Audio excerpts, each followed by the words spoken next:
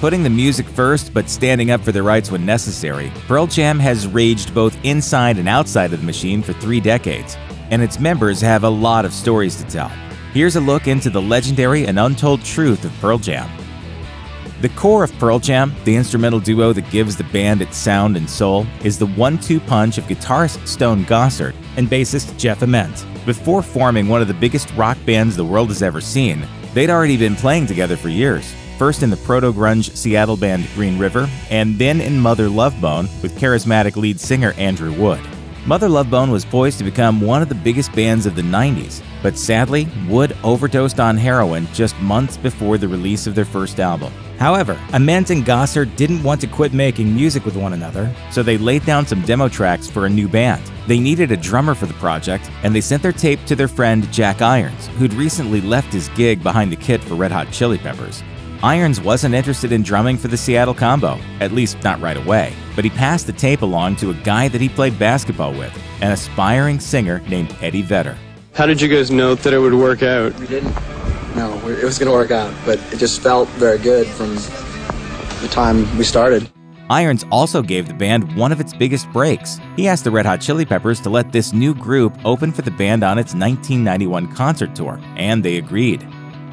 Following Andrew Wood's tragic death, his friend and former roommate Chris Cornell of Soundgarden formed a supergroup to pay tribute to the man. Members included Stone Gossard, Jeff Ament, drummer Matt Cameron, guitarist Mike McCready, and Eddie Vedder. As the late Chris Cornell told Rockline, "The name came from a line in a song that was a Mother Love Bone song that where the lyrics were written by Andy Wood." The self-titled debut record hit record stores in spring 1991 and spawned the hit Hunger Strike. It sold 70,000 copies or so in its initial weeks and predated the August 1991 release of Pearl Jam's debut, 10. Meanwhile, Ament told Guitar World, "I remember when Temple of the Dog was coming out, we had just picked our name and we said to A&M Records, can you put Pearl Jam on the sticker because it'll be a good thing for us. We didn't want it to say Mother Love Bone, and they refused." Pearl Jam is arguably one of the best band names in rock history, but it wasn't the band's first name. The group improbably used to go by the name Mookie Blaylock, named after an NBA player who joined the league in 1989, right around the same time Eddie Vedder joined forces with his bandmates. But later, they wisely decided upon Pearl Jam, a name with slightly scandalous origins. In 1991, Vedder told Rolling Stone that, "My great-grandpa was an Indian and totally into hallucinogenics and peyote. Great-grandma Pearl used to make this hallucinogenic preserve that there's total stories about. We don't have the recipe, though." And it was this hallucinogenic jam. It was Great-Grandma Pearl's jam. Seeing as it's a rather short leap from Pearl's Preserve to Pearl Jam, Vedder's story was accepted as fact for about 15 years. But then, he admitted to Rolling Stone in 2006, that story was total bull.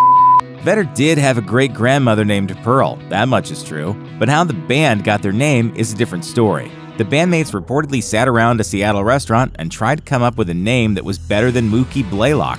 Bassist Jeff Ament thought something with Pearl in the name would sound nice. And then the band got inspired after checking out a 3-hour Neil Young concert. As Ament told Rolling Stone, "Every song was like a 15 or 20-minute jam, so that's how Jam got added to the name, or at least that's how I remember it." You'll have to decide for yourself whether or not to believe him. We've been burned by Pearl Jam before. With its punk-inspired DIY ethos, the Seattle grunge scene was in many ways the opposite of the excessive, bloated hair metal bands that preceded it. And it wasn't long before the music industry wanted a piece of the action. Jeff Ament told Classic Rock in 2016, "We had about 15 labels come to see us in Seattle. By the end of the process, Mother Love Bone was being offered $400,000. We'd spent maybe $2,000 on Green River, and suddenly we were being told we could spend $250,000 on our first Mother Love Bone record, and we were thinking, how is that possible?" Ament says that when it came to Pearl Jam's 10, "I think we spent about $25,000 making the record and about 3 times that mixing it, but it was still a third of the money that we'd spent making the Mother Love Bone record. We didn't expect the record to be a huge deal. But of course, it was a big deal. A straightforward rock record that managed to go platinum 13 times over. That's not to say it was an easy album to record. In fact, the band had a really hard time recreating its demo version of Alive in a recording studio. They ultimately decided to use the original demo, adding in a new guitar solo from Mike McCready. As for Even Flow, McCready estimates that the band recorded the song as many as 70 times. He tells the Daily Record that, "We played that thing over and over until we hated each other." And now for a surprise pop quiz. What was Pearl Jam's biggest hit? Alive? Jeremy? Better Man? The answer is none of the above.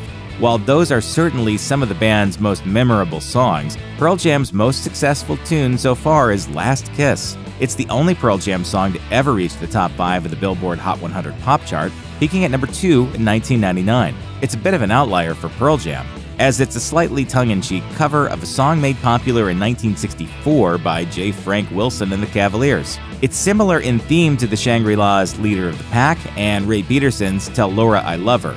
Basically, it's one more melodramatic pop song from the 60s about a teen dying in a horrific car accident.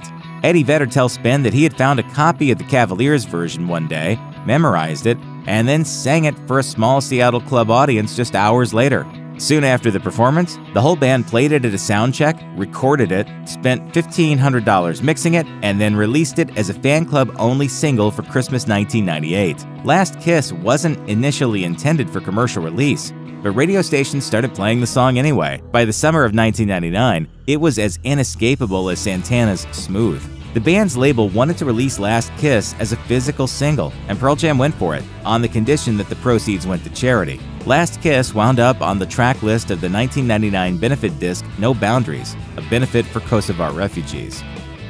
Pearl Jam toured far and wide in the early 90s, and to get access to the biggest and best venues, the band had to work with Ticketmaster. Pearl Jam wanted as many of their fans to see them live as possible. According to Rolling Stone, the band capped ticket prices in 1994 at $18, with a service fee of no more than $1.80. That went against Ticketmaster's policy of tacking on fees of double or triple that amount, and the company ultimately wouldn't acquiesce to Pearl Jam's low-cost demands. Not that Ticketmaster really needed that money. According to the company's Encyclopedia.com entry, Ticketmaster sold a whopping 52 million tickets to entertainment and sporting events in 1994 and captured about $200 million in revenues. With an urging from the U.S. Department of Justice, Pearl Jam filed an antitrust complaint, triggering a federal investigation into Ticketmaster and whether or not the company held an illegal monopoly.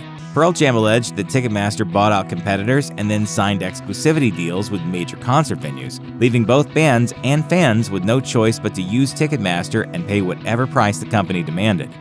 There's no deal between us and Ticketmaster. We're not playing Ticketmaster shows this summer. After a year-long investigation, the Department of Justice didn't take any action, simply closing the case. Ticketmaster took that as a victory, with a spokesman telling Rolling Stone, "Luckily, the facts were on our side, and we prevailed." So, Pearl Jam didn't really win its case, and its 1995 tour consisted of just a few shows held in the few venues that weren't controlled by Ticketmaster. In August 2007, Pearl Jam headlined the Lollapalooza Festival in Chicago, and the set was streamed on Blue Room, AT&T's online service. According to the Associated Press, AT&T didn't broadcast entirely live, as AT&T instituted a delay of a few seconds in case it needed to muffle any profanity. However, the content monitors got a little trigger-happy with the bleep button. At one point, Eddie Vedder interpolated a part of Pink Floyd's Another Brick in the Wall and sang, "George Bush, leave this world alone."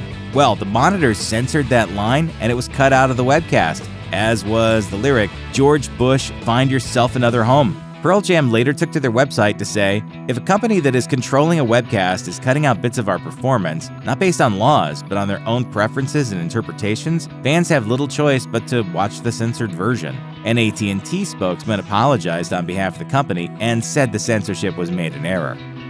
By the time the band was ready to release their third studio album in 1994, Pearl Jam was one of the most powerful bands on the planet. Their two previous records, 10 and Versus, had each sold tens of millions of copies and generated numerous radio hits. So when it came time for Vitalogy, Pearl Jam had the freedom to do whatever they wanted to do. So they decided to use the album to celebrate vinyl. LPs were still huge throughout the 80s, and they experienced a nostalgic resurgence after 2000, but the format was basically considered obsolete in 1994 thanks to compact discs. But Vitalogy's first single, Spin the Black Circle, is obviously about playing records, and in keeping with that theme, Pearl Jam ensured the vinyl version of Vitalogy was available in stores a full 2 weeks before it came out on CD and cassette. and the LP did remarkably well upon release. Pearl Jam's new album Vitalogy was released on CD and cassette this week, with the vinyl-only version already at number 55 on the charts. Curiously, compact disc copies of Vitalogy came with a free prize inside, a thick booklet full of old, creepy medical textbook excerpts. Bassist Jeff Ament told Spin that these liner notes were exceptionally long and dense, which meant that Epic Records had to pay an extra 50 cents per album in manufacturing costs. That money ended up coming out of the band's cut. Pearl Jam hit the big time in 1991, back when MTV exposure could make or break a band. Music videos were an integral part of marketing an act, and Pearl Jam dutifully played along. They recorded videos for several songs off their debut album, including Alive, Even Flow, Oceans, and most notably Jeremy, a haunting short film about a troubled teenager whose life ends in tragedy. The Jeremy clip won the band 4 trophies at the 1993 MTV Video Music Awards, including Best Group Video, Best Metal Hard Rock Video, and Video of the Year. But then for several years, Pearl Jam decided to buck industry trends. The band stopped making promotional videos, and there's a reason for that. A colleague told Pearl Jam that, contrary to what VMA voters may have thought, he didn't think the Jeremy video was any good. In 1993, Pearl Jam's Jeff Ament and Mike McCready hung out with the alternative rock band American Music Club, and singer Mark Eitzel had words about Jeremy. As Ament explained to Rolling Stone, Eitzel said, "I liked your hit, but the video sucked. It ruined my vision of the song." This totally shocked Ament, who explained that, 10 years from now, I don't want people to remember our songs as videos. Meanwhile, the song's lyrics were inspired by an actual incident Vedder read about in the newspaper about a teenager named Jeremy Dell. On January 8, 1991, her son walked into his English classroom at Richardson High School and shot himself in front of his peers. If you or anyone you know is having suicidal thoughts, please call the National Suicide Prevention Lifeline at 1-800-273-TALK, 1-800-273-8255.